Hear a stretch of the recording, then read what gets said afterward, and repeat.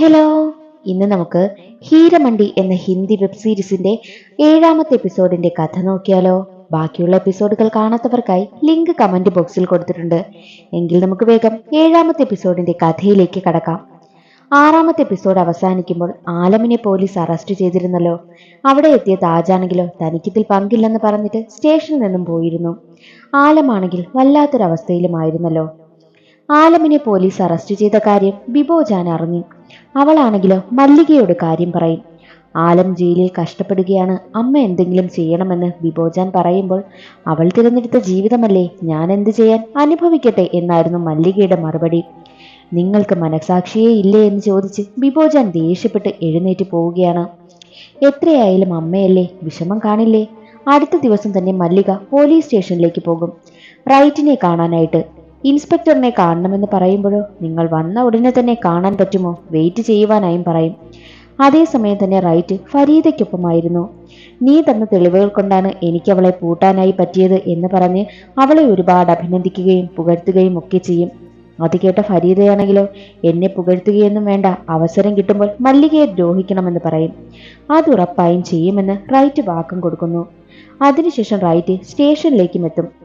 ഒന്ന് സംസാരിക്കണമെന്ന് മല്ലിക പറയുമ്പോഴോ നിങ്ങൾ പറഞ്ഞ ഉടനെ തന്നെ സംസാരിക്കാനൊന്നും പറ്റില്ല, വെയിറ്റ് ചെയ്യാനായും റൈറ്റ് പറയും. കുറേയേറെ സമയം കഴിഞ്ഞ് മല്ലികയെ അകത്തേക്ക് വിളിക്കും. മല്ലിക പറയും, എന്റെ മകളെ വെറുതെ വിടണം, അവൾ ഒരു തെറ്റും ചെയ്തില്ല, അതൊക്കെ ചെയ്തത് താജും കൂട്ടരുമാണെന്ന് മല്ലിക പറയും.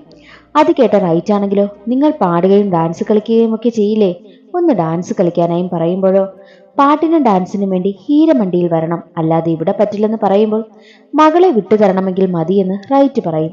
അത് കേട്ട മല്ലിക വേറെ വഴിയില്ലാതെ പാട്ട് പാടി ഡാൻസ് ചെയ്യും. എന്നാൽ അത് കണ്ട റൈറ്റ് ഇങ്ങനെ പറ്റില്ല, ഡ്രസ്സ് മുഴുവൻ അഴിച്ചിട്ടിട്ട് ഡാൻസ് കളിക്കുവാനായും പറയും. എന്നാൽ മല്ലികയാണെങ്കിലോ അതിനെ എതിർക്കുകയും റൈറ്റിനോട് ദേഷ്യപ്പെടുകയും ചെയ്യും. അത് കേട്ട റൈറ്റ് അയാളെ എതിർത്ത് സംസാരിച്ചതിൽ മല്ലികയെ തല്ലും. നീ ചെയ്തില്ലെങ്കിൽ വേണ്ട, ഞാൻ നിന്റെ മകളെ കൊണ്ട് ചെയ്യിപ്പിക്കുമെന്ന് പറയുമ്പോഴോ വേണ്ട, ഞാൻ ചെയ്യാമെന്ന് പറയും. എന്നിട്ട് എന്ത് വേണമെങ്കിലും എന്നെ ചെയ്തോളൂ, പക്ഷെ എൻ്റെ മകളെ ഒന്നും ചെയ്യരുതെന്ന് മല്ലിക പറഞ്ഞ് ടേബിളിന് മുകളിലേക്ക് കിടക്കുമ്പോൾ അവിടെയുള്ള എല്ലാ ഓഫീസർമാരും ചേർന്ന് മല്ലികയെ റേപ്പ് ചെയ്യും. എന്നിട്ട് റൈറ്റ് അതെല്ലാം ഫരീദയോട് പറയും. അത് കേട്ട ഫരീദയ്ക്ക് വല്ലാത്ത സങ്കടം. ഞാൻ സമയം കിട്ടുമ്പോൾ പ്രതികാരം വീട്ടാനല്ലേ പറഞ്ഞുള്ളൂ, അല്ലാതെ അവരെ റേപ്പ് ചെയ്യാൻ പറഞ്ഞില്ലല്ലോ. ഒരു പെണ്ണായ എനിക്കിത് കേട്ടിട്ട് സഹിക്കാനാകുന്നില്ല എന്ന് പറഞ്ഞ് സങ്കടപ്പെട്ട് മാറി നിൽക്കുകയാണ് ഫരീദ. പോലീസ് പറഞ്ഞതൊക്കെ മല്ലിക അനുസരിച്ചതിനാൽ ആലമിനെ വെറുതെ വിടും. മല്ലിക ഹീരമണ്ടിയിലേക്ക് എത്തും. ശരീരവേദനയിൽ അലറിക്കരയുകയാണ് മല്ലിക. അത് കണ്ട് ഹീരമണ്ടിയിലുള്ള എല്ലാവർക്കും സഹിക്കാനായില്ല.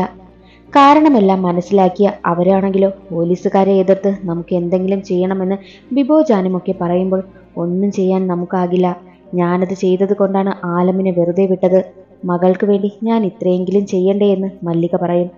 അത് കേട്ട ആലമിനും ബിബോജാനും മറ്റുള്ളവരുമൊക്കെ പൊട്ടിക്കരയും. സങ്കടപ്പെട്ടിരുന്ന ആലമിനെ ബിബോജാൻ ആശ്വസിപ്പിക്കും. അപ്പോൾ ആലം പറയും, താജ് ഒരു തെറ്റും ചെയ്തില്ല, നല്ല കാര്യത്തിന് വേണ്ടിയിട്ടാണ് താജ് ഇതൊക്കെ ചെയ്തത്.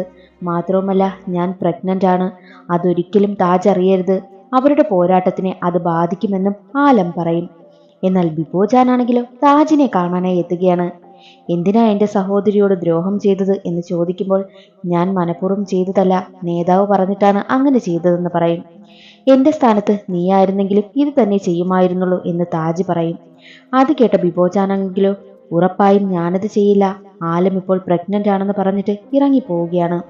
അത് കേട്ട താജ് ഞെട്ടിപ്പോകും. ആലമിനെ എങ്ങനെയും വിവാഹം കഴിക്കണമെന്ന് താജ് തീരുമാനിക്കും. അച്ഛനോടവൻ വിവാഹകാര്യം പറയുമ്പോൾ ആലമിനെയാണ് നീ വിവാഹം കഴിക്കുന്നതെങ്കിൽ ഞാനതിന് സമ്മതിക്കില്ലെന്ന് പറയും. എന്നാൽ താജ് ആണെങ്കിലോ അതൊന്നും കേൾക്കില്ല. മുത്തശ്ശിയോട് കാര്യം പറയുമ്പോൾ മുത്തശ്ശി അവനെ സപ്പോർട്ട് ചെയ്യുന്നു. അങ്ങനെ മുത്തശ്ശിയും താജും മല്ലികയെ കാണാനായി പോകും. എൻ്റെ കൊച്ചുമകനും ആലമും തമ്മിൽ പ്രണയത്തിലാണ്, ആലമിന് വിവാഹം കഴിപ്പിച്ചു തരണമെന്ന് മുത്തശ്ശി പറയുമ്പോൾ അതൊരിക്കലും നടക്കുന്ന കാര്യമൊന്നുമല്ല എന്ന് മല്ലിക പറയുന്നു. അത് നടക്കുമെന്ന് താജ് ഉറപ്പിച്ചു തന്നെ പറയും.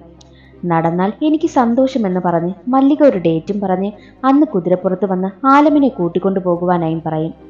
താജും മുത്തശ്ശിയും സന്തോഷത്തോടെ അവിടെ നിന്ന് പോവുകയാണ്. മറ്റൊരു വശത്ത് ആ ബ്രോക്കർ ആണെങ്കിലോ സൈമയുടെ ഫോട്ടോ വേലക്കാരികളെയൊക്കെ കാണിക്കും. സൈമ ഇപ്പോൾ വലിയ പാട്ടുകാരിയാണെന്നൊക്കെ പറയുമ്പോൾ അത് കേട്ട ഇക്ബാലിന് ഒരുപാട് സന്തോഷമാകും. എനിക്ക് സൈമയെ ഒന്ന് കാണണമെന്ന് പറയുമ്പോൾ അത് കേട്ട ബ്രോക്കറാണെങ്കിലോ പറ്റില്ല, അവളിപ്പോൾ വിവാഹമൊക്കെ കഴിഞ്ഞ് ഭർത്താവിനൊപ്പം സന്തോഷമായി ജീവിക്കുകയാണെന്ന് പറയും. അത് കേട്ട ഇക്ബാലാണെങ്കിലോ ഇല്ല, ഒരിക്കലും എൻ്റെ സൈമ അങ്ങനെയൊന്നും ചെയ്യില്ല എന്ന് പറയുമ്പോൾ മല്ലിക കാരണമാണ് അവൾ അങ്ങനെ ചെയ്തതെന്ന് പറഞ്ഞ് നടന്ന കാര്യമെല്ലാം തുറന്നു പറയും. അത് കേട്ട ഇക്ബാലിന് മല്ലികയോട് വല്ലാത്ത ദേഷ്യമാകും. ബിബോജാൻ ഫരീദയെ കാണാനായി എത്തും. എന്നിട്ട് പറയും, നിങ്ങൾ ചെയ്തത് നല്ലയാണോ ചീത്തയാണോ എന്നൊന്നും എനിക്കറിയില്ല. എന്തായാലും ആലമിന്റെയും താജിന്റെയും കല്യാണം ഉറപ്പിച്ചു. ഉറപ്പായും ചടങ്ങിന് വരണമെന്ന് പറയും. ഫരീദയ്ക്കും സന്തോഷമാകും. താജിന്റെ വീട്ടിൽ കല്യാണ ഒരുക്കങ്ങളൊക്കെ മുത്തശ്ശി ചെയ്യുകയാണ്. അതെല്ലാം അച്ഛനും ശ്രദ്ധിക്കുന്നുണ്ട്. ഇങ്ങനെ മാറി നിൽക്കാതെ വാശിയൊക്കെ കളഞ്ഞ് ഞങ്ങളോടൊപ്പം നിൽക്കാനായി മുത്തശ്ശി പറയുമ്പോഴോ അച്ഛൻ ദേഷ്യപ്പെട്ട് കയറിപ്പോവുകയാണ് ചെയ്തത്. എന്നിട്ട് അച്ഛൻ റൈറ്റിനെ ഫോൺ വിളിക്കും. എന്റെ മകൻ താജ് പോരാട്ടത്തിലൊക്കെയുണ്ട്, ഇന്നൊരു ദിവസത്തേക്ക് അവനെ ഒന്ന് മാറ്റി നിർത്തണമെന്ന് അച്ഛൻ പറയും. മറ്റൊരു വശത്ത് ആലമിന്റെ വീട്ടിലും ഡാൻസും പാട്ടുമൊക്കെയായി ആഘോഷം നടക്കുകയാണ്. താജ് പോകാനായി ഇറങ്ങവേ റൈറ്റും മറ്റു പോലീസുകാരും എത്തി നിങ്ങൾ പോരാട്ടത്തിലുണ്ടെന്നറിഞ്ഞു, തെളിവുകളും കിട്ടി, അറസ്റ്റ് ചെയ്യുകയാണെന്ന് പറയും. അച്ഛനാണിതിന് പിന്നിലെന്ന് അവന് മനസ്സിലായി. എന്തിനാ അച്ഛ എന്നോട് ഇങ്ങനെയൊക്കെ ചെയ്യുന്നത്? ഞാൻ വിവാഹം കഴിച്ചോട്ടെ എന്ന് ചോദിക്കുമ്പോൾ നീ പറയുന്നത് ഞാൻ കേൾക്കുന്നതെന്തിന്? ഞാൻ പറഞ്ഞ കാര്യമൊന്നും നീ കേട്ടിട്ടില്ലല്ലോ. ഇവനെ കൊണ്ടുപോകാനായും പോലീസിനോട് പറയും. അങ്ങനെ പോലീസ് താജിനെ അറസ്റ്റ് ചെയ്ത് കൊണ്ടുപോകും. നേരം ഒരുപാടായിട്ടും താജിനെ കാണാതെ നിൽക്കുകയാണ് മല്ലികയും ആലമുമൊക്കെ. അവനെ പോലീസ് അറസ്റ്റ് ചെയ്ത കാര്യം അറിഞ്ഞ മല്ലിക ആലമിനോട് അക്കാര്യം പറയും. ഞാൻ അന്നേ പറഞ്ഞില്ലേ ഇതൊന്നും ശരിയാകില്ലെന്ന്. നീ ഇവിടെ എന്താണോ ചെയ്യേണ്ടത് അത് ചെയ്യാനായും പറയും. ബ്രോക്കർ വഴി താജിന്റെ കാര്യം ഫരീദ അറിയിക്കുകയാണ്. റൈറ്റ് അറസ്റ്റ് ചെയ്തതിനാൽ അയാളെ കണ്ട് സംസാരിക്കാമെന്ന് കരുതി ഫരീദ സ്റ്റേഷനിലേക്ക് പോകുമ്പോഴോ താജിനെ പോലീസാണെങ്കിൽ കെട്ടിയിട്ട് തല്ലുകയാണ്. വല്ലാത്തൊരവസ്ഥയിലായിരുന്നു താജ്.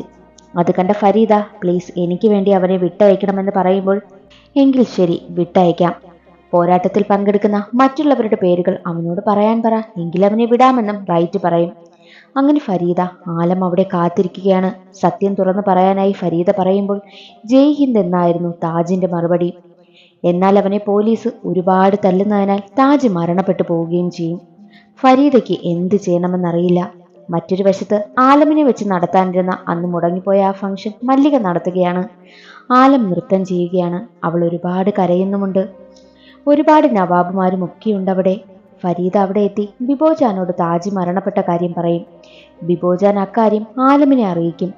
താജിന്റെ മരണവാർത്ത കേട്ട് ആലം തകർന്നു പോകും. ആലമിന്റെ അവസ്ഥ കണ്ട മല്ലികയ്ക്കും മറ്റുള്ളവർക്കും സഹിക്കാനായില്ല. ആലം കുഴഞ്ഞു വീഴുകയാണ്. അതോടെ 7ാമത്തെ എപ്പിസോഡ് അവസാനിക്കുകയായി. പിന്നീട് എന്ത് സംഭവിച്ചു, ആലമിന്റെ അവസ്ഥ എന്തായി എന്നൊക്കെ അറിയാൻ എങ്കിൽ നമുക്ക് 8ാമത്തെ എപ്പിസോഡിൽ കാണാം. അതുവരെ എല്ലാവർക്കും ബൈ.